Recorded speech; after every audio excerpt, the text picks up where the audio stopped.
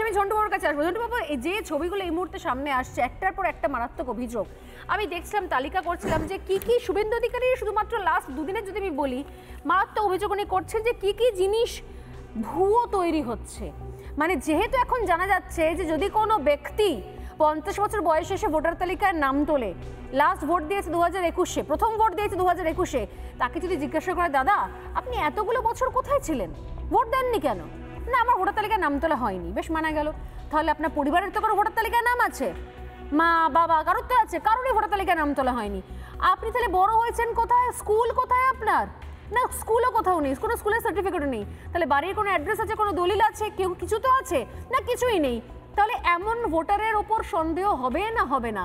এই নিয়ে যখন চলছে চুলচেরা বিশ্লেষণ, 11খানা নথির তালিকা বলা হয়েছে, যদি ধূপ করে কেউ 50, 60, 45 বছর বয়সে কারোর নাম জলজল করে ভোটার তালিকায় এবং তার তিন কুলের কেউ ভোটার তালিকা তার নাম নেই, তখন সন্দেহ হবে বই কি। আমার ক্ষেত্রে হবে না, আপনার ক্ষেত্রে হবে না, কিন্তু এই ধরনের মানুষের ক্ষেত্রে হবে। তার জন্য যা যা জিনিস দরকার, আমি দেখছিলাম ঝন্টুবাবু, শুভেন্দু অধিকারী যে মারাত্মক অভিযোগগুলো করছেন যে কি কি জিনিস এই মুহূর্তে ভুয়ো হচ্ছে, আমি পরপর দেখাবো। 5টা জিনিসের তালিকা, 5টা নথির তালিকা, যা রীতিমধ্যে রাতারাতি নতুন নোটিফিকেশন বিহার হওয়ার পর এখানে ভুয়ো তৈরি হওয়া শুরু হয়ে গিয়েছে, ভুয়ো ফ্যাক্টরি শুরু হয়ে গিয়েছে। কি কি? Number 1, domicile certificate.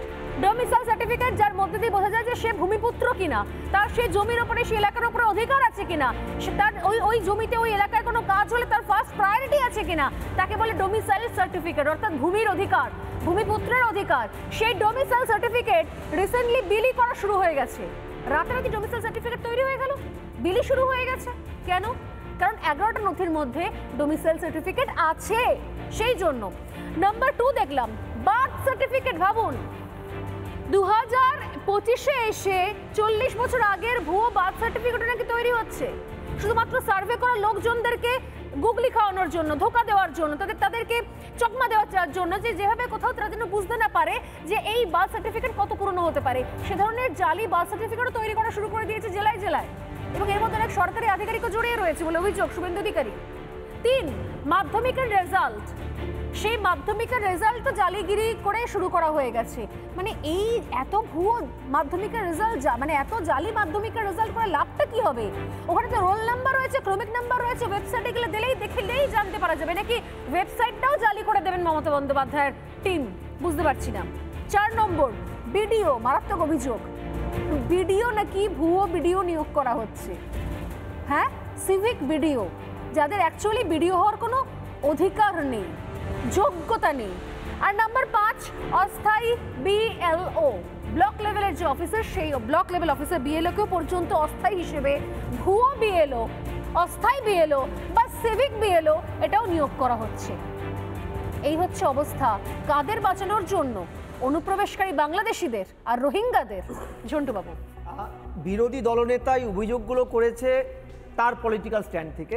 আমি আপনাকে পরিষ্কার বলছি, লাস্ট পঞ্চায়েত নির্বাচনে প্রত্যেকটা ঘটনা একটার পর একটা বিভিন্ন মিডিয়ায় দেখিয়েছে। আপনার বোধহয় জানা আছে, পঞ্চায়েত নির্বাচনের নমিনেশনের 3 মাস আগের থেকে ব্লক অফিসগুলো, যেহেতু এসটি এসসি ওবিসি সার্টিফিকেটটা ইস্যু করে বকলমে অফিসার হচ্ছেন এসডিও, প্রত্যেকটা ব্লক অফিসে ভুরি এসটি এসসি সার্টিফিকেট স্বর্ণালী ইস্যু হয়েছে। শুধু নয়, পঞ্চায়েত নির্বাচনের পরে সিঙ্গেল পোস্টে, যেখানে প্রধান বা পঞ্চায়েতে তৃণমূলের পছন্দের লোক, রিজার্ভ ক্যান্ডিডেট পাওয়া যায়নি, আপনারাই চ্যানেলে দেখিয়েছেন। এবং আপনাকে আমি ভুরি কাগজ দেখাতে পারি যে husband schedule tribe, wife general, কিন্তু কোনোভাবেই ম্যাটারনাল রিলেশনে হাজব্যান্ডের ইয়েটা ওয়াইফ পায় না, তার সন্তানটা পেতে পারে।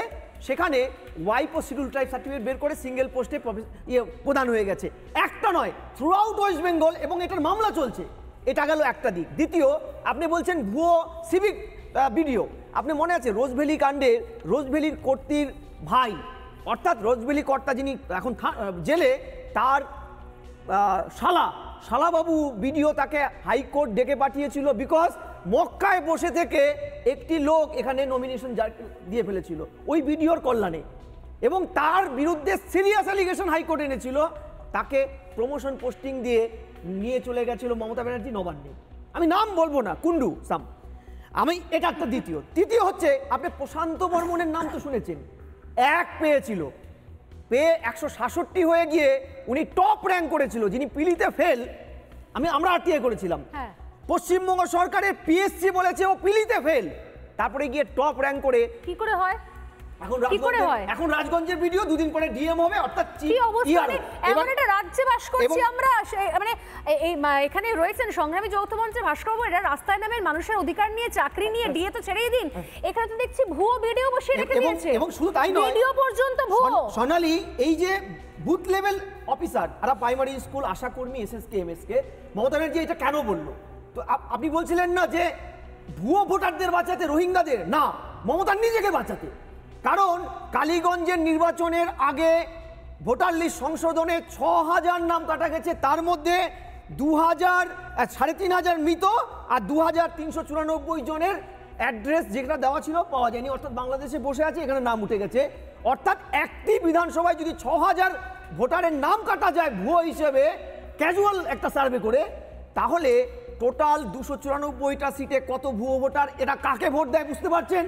মমতা ব্যানার্জি বকলমে এই বুথ লেভেল অফিসারদের কেন থ্রেটটা করে রাখলো? মানে প্রায় বিশাল সংখ্যা, মানে পশ্চিমবঙ্গ মানে প্রায় কোটি ছাড়িয়ে যাবে। এবং এই যে থ্রেটটা করে রাখলো না, এবার দেখুন পশ্চিমবঙ্গ সরকারের এরা অস্থায়ী কর্মী, দিনান্তে দিন খায়, অর্থাৎ ডেলি ওয়ার্কার, আজকে কাজ না করলে কালকে বেতন পাবে না, নো ওয়ার্ক নো পে। এদেরকে ধমক দিয়ে রেখে মমতা ব্যানার্জি বকলমে এদেরকে বুঝিয়ে রাখলো একটা তালিকায় কাটা যাবে না। এই যে ডোমিসাইল বলছেন, জানেন এই যে বাঙালি প্রীতির কথা এরা বলছে, জয়েন্ট এন্ট্রেন্স এবং মেডিকেলে ডোমিসাইল সার্টিফিকেট দিয়ে বিহার ইউপির ভুড়ি ভুড়ি অবাঙালিদের 99.99% জনপ্রতিনিধি পঞ্চায়েত স্তরে এই সরকারের তৃণমূলের, তারা ডোমিসাইল সার্টিফিকেট দিয়ে লকডাউন এবং তার পরবর্তী সময় সমস্ত সরকারি মেডিকেল কলেজগুলোতে বাঙালি ছেলে মেয়েদের ডিপ্রাইভ করে সেখান থেকে এনে, অন্য রাজ্যের থেকে এনে এখানকার মেডিকেলে ভর্তি করেছিল। আমরা প্রোগ্রাম করেছি, একাধিক মেল স্ট্রিম মিডিয়া, মনে পড়ছে, হ্যাঁ মনে পড়েছে। বলুন তাহলে বর্গ চ্যাটার্জিরা বকলমে কোন বাঙালির কথা বলে? না, শুধুমাত্র সংখ্যালঘু, যারা শুধুমাত্র সংখ্যালঘু এবং মাতৃভাষাটা ঘটনাচক্রে একটু বাংলার মতো, তাদের হয়ে কথা বলছেন, অধিকাংশ ক্ষেত্রে বাংলাদেশি। মমতা বন্দ্যোপাধ্যায় বলছেন যে আমিও বাংলাদেশি ভাষা বলতে পারি। আরে মাননীয়া, পশ্চিমবঙ্গে বাংলাদেশের মতো ভাষা, বাংলাদেশি ওয়ার্ড বলে পার পেয়ে যাবেন। আপনি যান না, আপনি নিজে গিয়েও যদি ওখানে আপনার লোকজন, আপনার সাঙ্গপাঙ্গ বা অনেক বড় বড় তৃণমূল নেতারাও যদি যান, গিয়ে গুজরাটে, দিল্লিতে, মুম্বাইতে গিয়ে বাংলাদেশি ওয়ার্ড বলেন, আপনাদেরও সন্দেহের চোখে দেখবে এবং আপনাদের কাছ থেকে নথি চাইবে, নথি দিয়ে বেরিয়ে আসবে।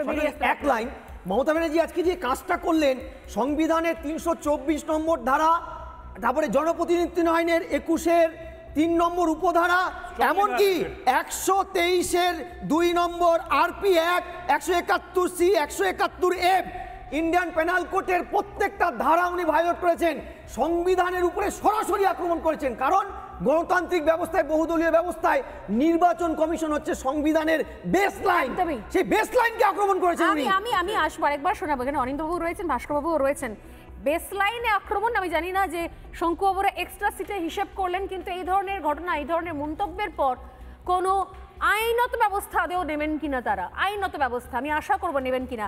আমি একটা বক্তব্য শোনাই, নির্বাচন কমিশনকে নিয়ে কি বলছেন মমতা বন্দ্যোপাধ্যায়, এখানেও থেমে নয়, আরও অনেক লম্বা বলেছেন। প্রশাসনিক বৈঠক থেকে, ভাস্করবাবু, এটা প্রশাসনিক বৈঠক থেকে মমতা বন্দ্যোপাধ্যায় বলছেন, প্রশাসনের আমলারা বসে রয়েছেন, তাদের সামনে বলছেন, শুনুন একবার। বাচ্চারা ভুল করলে অপরাধ, আর বড়রা ভুল করলে সেটা কি হয়, আজকে দেশ ভেঙে যাবে আপনাদের আমি বলে দিচ্ছি। এদের এই অপদার্থ নীতির জন্য বিরাট গেম প্ল্যান আছে। এবার বলছি ডাবল ইঞ্জিন গভর্নমেন্ট সরকারের, কেন জানেন? এই যে নির্বাচন কমিশনকে নিয়ে এসছেন, তার পায়ে আমি জবা ফুল দিয়ে বলছি আপনি ভালো থাকুন। আপনি গভর্নমেন্টের হয়ে এনআরসির খেলায় নেমেছেন, বলছেন একবার কারো বাড়ি যাবে, ঘুরে চলে আসবে, 4 বার যাবে, 4 বার তো সকাল দুপুর বিকেল সন্ধ্যেও যেতে পারে, নাও যেতে পারে, নিয়ে তার নামটা বাতিল। কত বড় সাহস, যাতে ওনার বন্ধু বকলমে ডাবল ইঞ্জিন কার্ড খেলে তাদের জেতানো যায়। আমরা বলি শূন্য থেকে মহাশূন্যে যাবে, এ ভুল করতে যেও না। নানা ধরনের কন্টেন্ট দেখার জন্য লাইক করুন, শেয়ার করুন আমাদের ফেসবুক পেজ, সাবস্ক্রাইব করুন আমাদের ইউটিউব চ্যানেল। পাশাপাশি অন্যান্য ব্রেকিং নিউজের জন্য অবশ্যই চোখ রাখুন রিপাবলিক বাংলায়।